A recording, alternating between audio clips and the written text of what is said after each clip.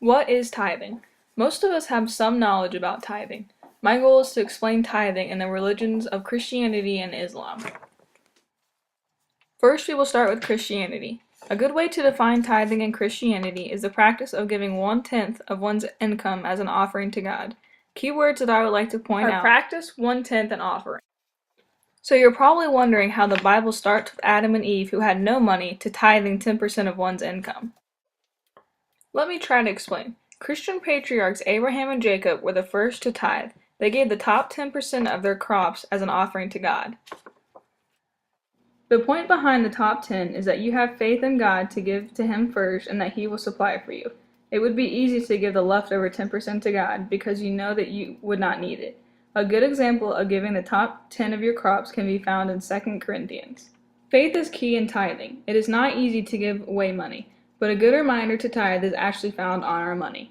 You might wonder why 10. The symbolism and literal meaning behind the number 10 is significant. The literal meaning of tithe is 10.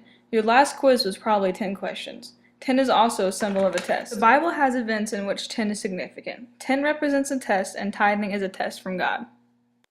The Christian people tithe to God. The modern tithe is usually money. Each church and each person is different. Usually tithes are collected at one's church. Some are collected weekly, monthly, or yearly, as long as it adds up to 10% of your income. Christians first tithe to show their faith to God. Tithes are not monitored or kept track of by the pastors.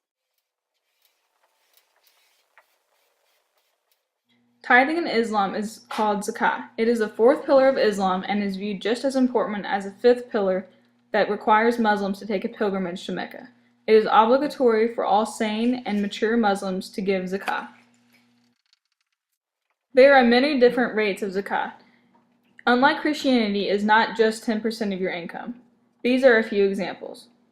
The latter list of things uses a rate of 2.5% on the amount that is more than nizab. To be eligible for zakat, one's wealth must amount to more than the threshold figure termed the nizab. To determine the nizab, there are two measures, either gold or silver.